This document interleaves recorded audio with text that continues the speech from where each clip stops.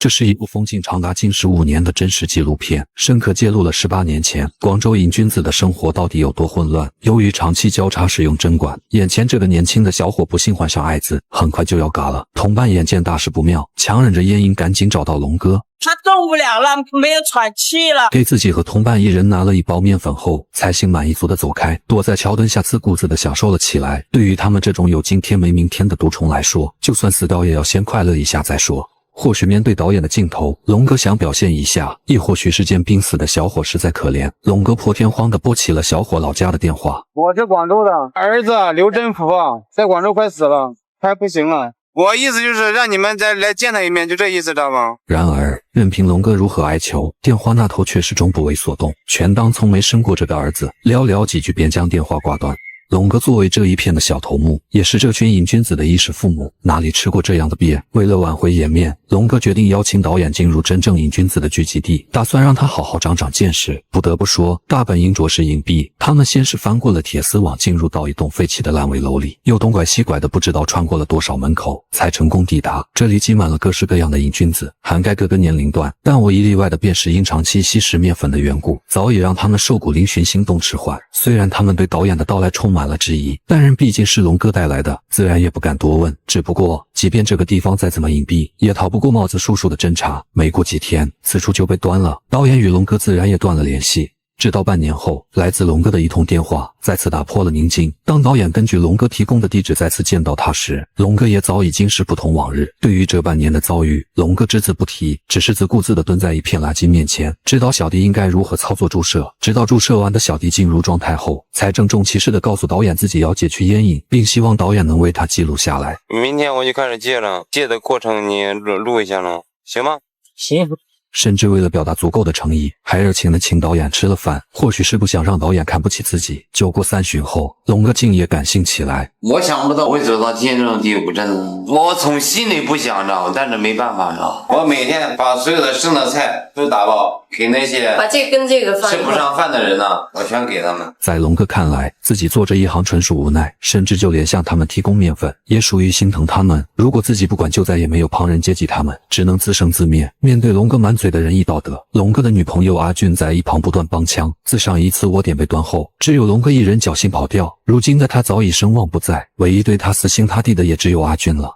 吃罢饭后，导演跟随龙哥来到了城南一处私人小旅馆。令导演没想到的是，在一间狭小的房间里，竟男女混合的住着一群人，而这群人无一例外的都是瘾君子。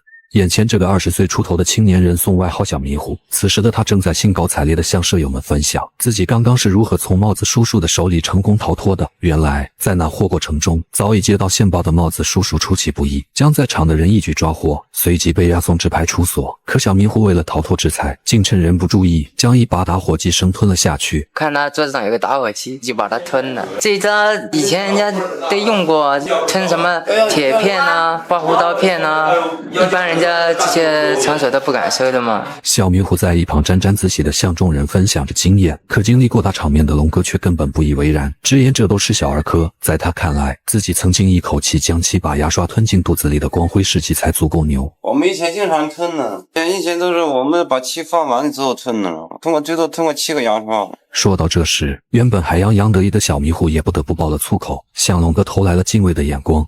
不过，此时的龙哥却立马又换了一副嘴脸，表示如今的自己一定要痛改前非，说什么也要把烟瘾戒掉，服下能让自己好受一点的药物后，龙哥安静地躺在了床上，抵抗着烟瘾发作给自己带来的不适，期间还不忘大义凛然地劝着众人迷途知返。只不过还没坚持2天，龙哥躲在厕所里复吸，就被导演抓了个正着。没有，拿起来我看。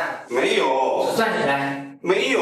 面对导演的质疑，嘴硬的龙哥奋力狡辩，而此时对龙哥寄予厚望的阿俊还全然不知。他用尽身上仅剩的240块钱去往药店，打算一次性多买一些药物，这次说什么也要帮男朋友阿龙把烟瘾戒掉。只不过回到旅店的他正巧碰上还未与导演争执完毕的龙哥，瞬间明白了状况。看着眼前这个不争气的男人，阿俊怒火中烧，歇斯底里地向龙哥宣泄着心里的不满。图你有什么？啥也没有的时候还回到你身边还怎么样？随即便拿出行李箱要离开这个让自己失望透顶的男人。曾经的阿俊也是一个貌美如花的姑娘，追求她的男人不在少数，但偶然之下与龙哥相识后，便像着了魔一样，深深的被眼前这个男人迷住了，甚至在龙哥的影响下，也染上了烟瘾。短短几年，原本20出头水灵灵的大姑娘，变成了现在这副模样。或许是情人眼里出西施，亦或许是被爱情蒙蔽了双眼。面对龙哥3番5次的欺骗，阿俊却屡屡选择妥协。深知3年前，龙哥因盗窃蹲了3年大狱，阿俊也并未另寻他人，而是死心塌地的等了3年。而面对如今的小欺小骗，早已逆来顺受的阿俊自然再次选择了原谅。或许是为了给自己找个台阶，镜头下的阿俊表示，等龙哥彻底戒断烟瘾后，无论如何也要离开他。现在我有一种想法，就是我陪着他，他把这个全部彻底戒掉，我自己就走了。几天后，小迷糊顺利拉出了吞在肚子里的打火机，用水清洗干净后，一边把玩一边向导演开起了玩笑。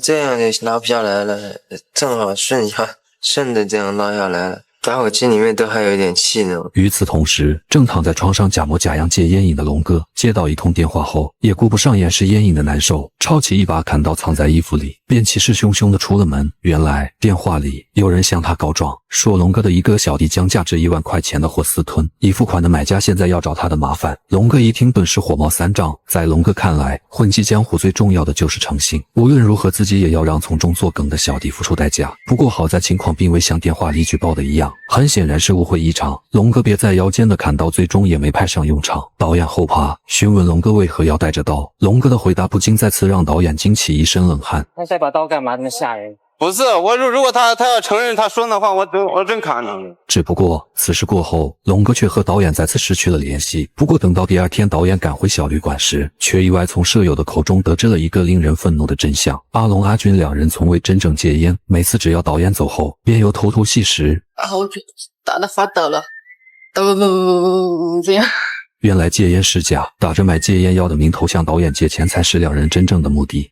或许是感觉导演还有用，为了缓解关系，销声匿迹1个月后的龙哥主动向导演抛来了橄榄枝。电话里的龙哥声称要送给导演一个礼物，导演跟随回到龙哥最新的出租屋里，才得知龙哥口中说的礼物竟是一部崭新的相机，而这个相机是龙哥入室盗窃得来。面对这来路不正的礼物，导演一口回绝：我肯定不能要这个东西。或许是早对导演的品性了如指掌，龙哥并没有过多纠缠，便话锋一转，要将这部相机以200元的价格卖给导演，甚至就连一边的阿俊也帮起枪来。我的朋友给烦死了，好喜欢这部相机。600块钱买我都没买，几个人问我要我没给。眼看导演根本不吃这一套，龙哥紧接着又打起了感情牌，甚至对导演进行了道德绑架。我跟你说，你要是不要了，那你就没当我是朋友。你再从现在开始，你走出这个门来，以后咱俩没必要联系。如此操作下来，真不知道龙哥这个所谓的礼物是发自内心想送，还是只是单纯的想把相机找个人卖掉，换成钱买面粉了。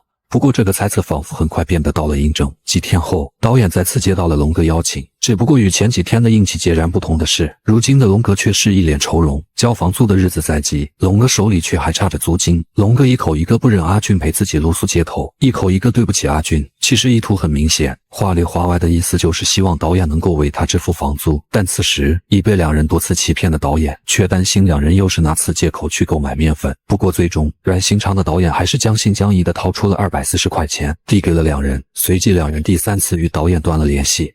2个月后的一个凌晨，一声刺耳的电话铃声再次划破夜空，也将龙哥的故事继续记录了下来。电话里，阿俊语气激动。原来，自上一次离别后，为了攒钱买面粉，一心想赚快钱的2人又做起了入室盗窃的老本行。可常在河边走，哪有不湿鞋？龙哥被抓了，而且因为数额巨大，很可能会面临3年以上的刑期。为了摆脱之财，龙哥这次竟也吞起了刀片。导演听罢一刻也不敢耽误，随即驱车从80公里外赶来。赶到10天还没亮，推开宾馆的门后，不知是因为害怕，还是确实被导演的举动感动，龙哥一边哭着，嘴里却从未停下对导演的感激。真的，我听他说主要从搬运过来，真的，我真的眼泪歘着我都。虽然医生建议马上手术，但龙哥2人根本没钱。不过这次由于金额巨大，毫无准备的导演也没了办法，无奈的龙哥只能去买了一些韭菜，企图用韭菜将刀片包裹住，从而尽可能的顺利将刀片排出体外。不过相比于龙哥的逃脱，导演却认为进去服刑未尝不是一个更好的选择。但有时候我认为这个话你当然不愿意听，阿俊也不愿意听，你是被关个2年3年，我觉得是好事情，可以把你的毒戒掉啊。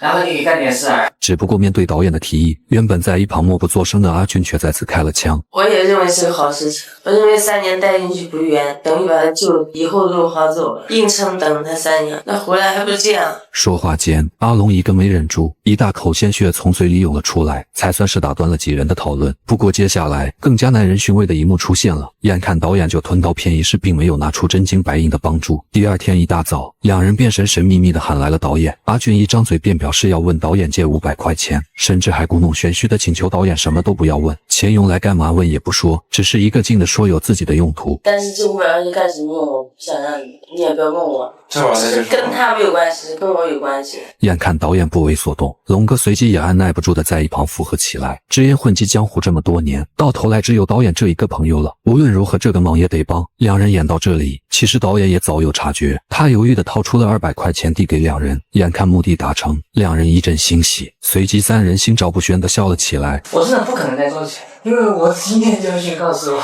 多带我也是这个血本无归啊！我斗不过你们。如今的两人已彻底将心善的导演视为了一棵摇钱树。几天后，阿俊又找到了导演，一上来便对导演倒了一肚子苦水，随即假意让导演为他寻找一份发廊女的工作，直言自己要用这种方式来养活龙哥。在导演表示自己也无能为力后，便暴露本性的再次向导演借起了钱。只不过他的演技并没有龙哥精湛，心如明镜的导演当即便拒绝了阿俊的请求。然而过去没多久，令人瞠目结舌的一幕便出现了，龙哥再次销声匿迹。只不过令所有人都没想到的是，此时的阿俊俨然也成为了龙哥的一枚妻子。临走前，龙哥将阿俊放在家里的所有钱财洗劫一空后，便无情的消失了。面对枕边人的背叛，阿俊心如死灰。自从4年前阿俊从家里出来后，便一直跟着龙哥，不仅将大好青春都奉献给了他，如今因为吸烟还弄成了这副鬼样子，不曾想到头来却遭到心爱之人的无情背叛。失望透顶的阿俊最终选择远离这个伤心之地，哪怕就是回家种种苹果也比现在强。临走时，阿俊叫来了导演，向其坦白了历年来两人对导演的种种骗局，亲自承认了连吞刀片都是在演戏罢了。就是以生意关系，然后放你那人上去了啊！他在给我说话说了半天呢。他那个演技很好。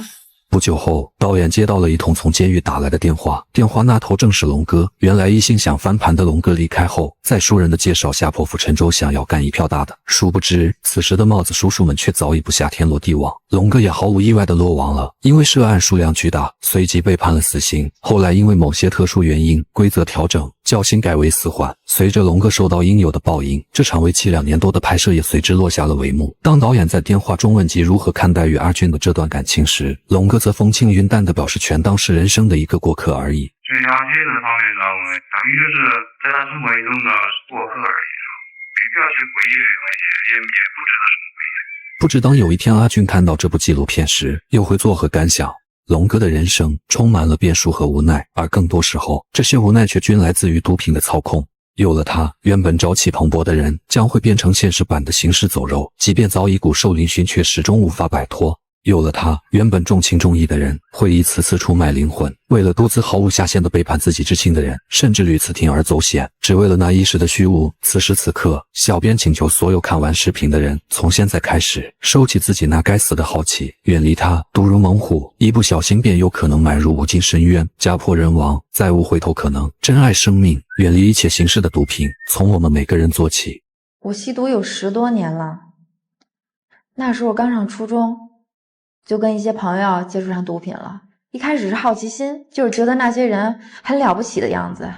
我第一次吸毒是那个海洛因，玩了一次海洛因，整个人已经休克过去了，睡着了。睡到第2天才醒过来，发生什么事也不知道，就是整个人晕晕的，头又疼又晕的。真正上瘾之后呢，就老是流鼻涕啊，打喷嚏啊，像个感冒一样的，特别累的感觉。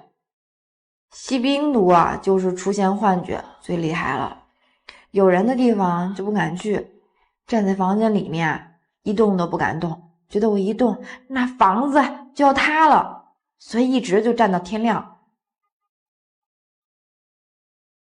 后来我就找到男朋友，他那时候也是吸冰毒，有一次吸冰毒吸大了，拿个刀对着我，差点就把我给杀了，真的感觉太可怕了。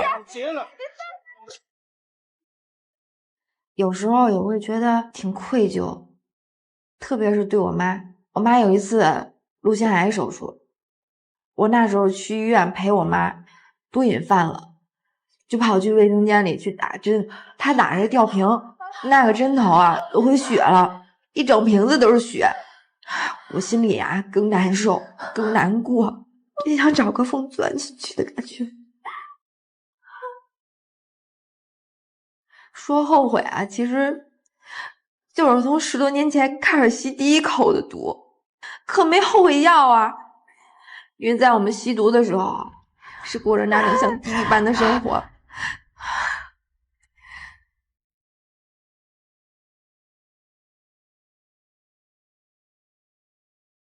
现在我把毒品戒掉以后啊，就是在自由世界里面的生活，这完全是2个世界。现在的生活是我觉得我懂事以来过得最开心、最美满的生活。